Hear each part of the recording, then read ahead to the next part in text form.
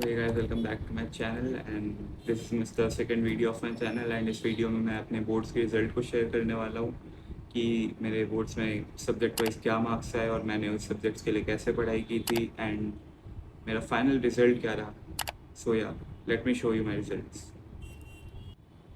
तो as before showing my results, आपको भी पता है इस बार OSM में बहुत सारे इश्यूज हुए थे चेकिंग में एंड बहुत सारे लोगों को इस चीज़ के कारण सफ़र करना पड़ा था. बट फॉर्चुनेटली मेरे साथ कोई ऐसा इशू नहीं हुआ. So I won't blame any OSM issue और checking for me only. But हाँ, बहुत सारे लोगों के साथ ऐसा हुआ है. So it was really bad and I think CBSE should remove it for 2027. But let's see what CBSE does. And finally here are my results. So yeah guys, आप लोगों ने तो अभी रिजल्ट देख लिया होगा एंड फिर से मैं सब्जेक्ट वाइज मार्क्स बता देता हूँ. Accountancy 99, economics 98, BST 98, English 98 and maths 95. मेरे सारे सब्जेक्ट्स में 98 एंड 99 वाली रेंज है. बस मैथ्स में 95 हो गए क्योंकि इस साल का paper it was more on the tougher side.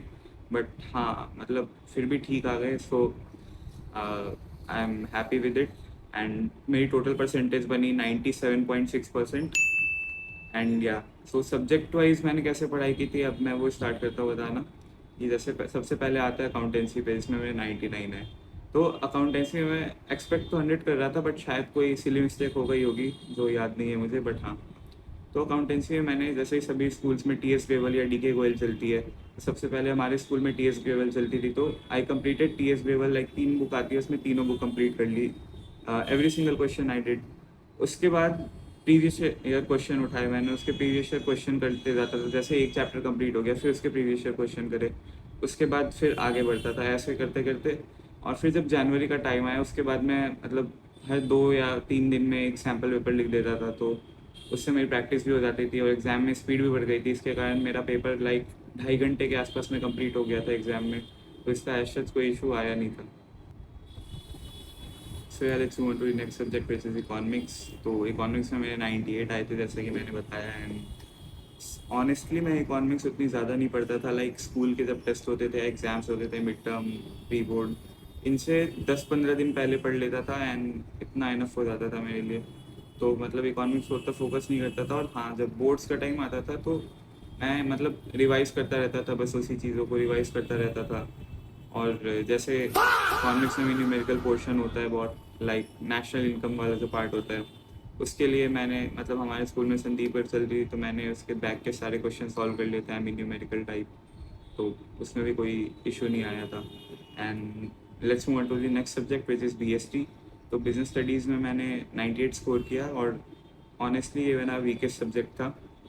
तो मतलब इसमें बहुत रटना पड़ता था, इसीलिए मुझे ये सब्जेक्ट बिल्कुल पसंद नहीं था. लाइक इकोनॉमिक्स में भी रटना पड़ता था बट उसमें चीज़ें समझ आ जाती थी. बट BST में मुझे चीज़ें समझ ही नहीं आती थी. लाइक क्यों हो रहा है, इसके फीचर में क्यों याद करूँ, ये सब चीज़ें. सो बहुत एग्ज़ाम के एकदम एंड मोमेंट पे मैं पढ़ता था इसके लिए भी. लाइक 1-2 दिन पहले चैप्टर्स पढ़ लेता था, उसके बाद बस एग्ज़ाम में लिख के आ जाता था, फिर भूल जाता था. और हाँ, BST की मैंने NCERT रीड करी थी बोर्ड्स के जस्ट पहले, जिसके कारण मुझे मतलब एक एक पॉइंटर्स अच्छे से मतलब याद हो गए थे या देख के पता चल जा रहे थे कि केस स्टडी में किस टाइप के क्वेश्चन आए हैं. और अगर उसकी केस स्टडी की प्रैक्टिस करनी होती थी तो मुझे ऐसा कोई प्रॉब्लम, कभी ऐसे प्रैक्टिस की नहीं थी. डायरेक्ट बोर्ड्स में ही जाके मैंने केस स्टडी सॉल्व की. और उसके पहले 1-2 प्रीवियस ईयर क्वेश्चन मैंने देख लिए थे, प्रीवियस ईयर पेपर देख लिए थे. तो हाँ, BST की बस इतनी सी प्रिपरेशन थी, उतनी कुछ खास नहीं थी. तो let's move on to the next subject which is English. English में मैंने 98 स्कोर किया, वो भी बहुत कम एफर्ट से. 9 मार्च को मेरा मैथ्स का पेपर था और 12 मार्च को इंग्लिश का पेपर था. तो बीच का जो 2 दिन का गैप था उसी में मैंने इंग्लिश पढ़ी थी, उसके अलावा कुछ भी नहीं पढ़ा था. और आपको ही पता है कि आप इंग्लिश कितना ज़्यादा पढ़ते हो. लाइक मैं तो बिल्कुल भी नहीं पढ़ता था और मुझे लगता है कोई भी नहीं पढ़ता होगा 11-12 में आके, क्योंकि बाकी सब्जेक्ट्स ही इतने हैवी हो जाते हैं तो लोग इंग्लिश पे कैसे ही फोकस कर पाएंगे. तो हाँ, मैं भी बस वही 2 दिन पढ़ा था और एक प्लेलिस्ट देख ली थी, उसका लिंक मैं डिस्क्रिप्शन में दे दूंगा, आप भी वही देख लेना.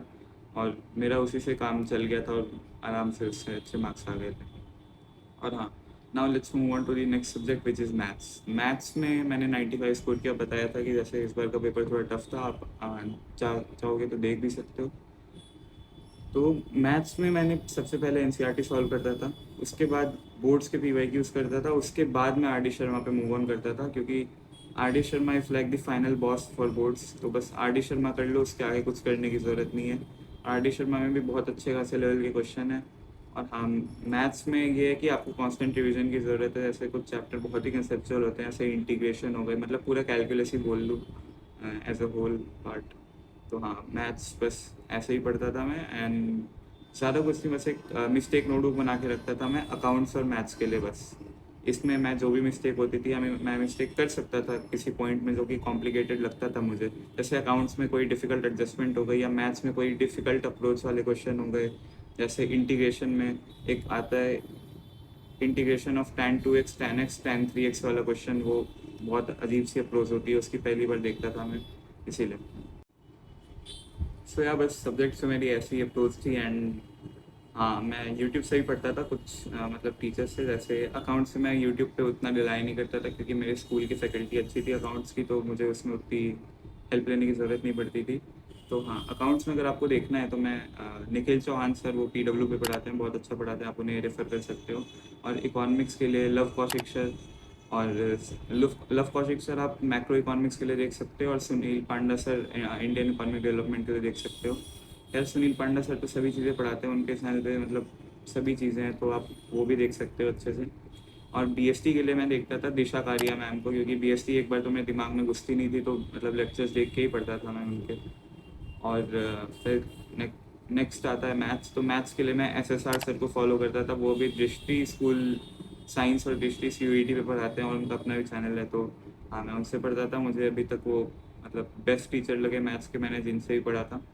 और इंग्लिश के लिए तो मैं वो प्लेलिस्ट तो खैर डिस्क्रिप्शन में दे ही रहा हूँ। और एज सच तो, और बाकी तो कुछ खास नहीं पढ़ता था, बस इतना सही पढ़ के मैं 97.6 आ गए। और हाँ, अगर आपको और कोई डाउट है किसी सब्जेक्ट से रिलेटेड, या फिर किसी सब्जेक्ट को कैसे पढ़ना है, तो हाँ, आप डेफिनेटली आप कमेंट करना, मैं अगली वीडियोस पे भी बनाने की कोशिश करूँगा। एंड और अगर बाकी कोई भी इनकन्वीनियंस हुई हो वीडियो के दौरान, जैसे मतलब कैमरा क्वालिटी, वॉइस को और ये बैकग्राउंड नॉइस को लेके, इसके लिए मैं दिल से माफ़ी मांगना चाहूँगा, क्योंकि अभी मैं कुछ कर नहीं सकता हूँ कुछ ऐसा खरीद के। तो हाँ, जैसे ही चैनल ग्रो होगा मैं भी वो बेटर करता जाऊँगा वीडियो की क्वालिटीज़ को एंड रेटिंग क्वालिटी को। तब तक के लिए thank you so much for watching again, stay tuned, bye bye.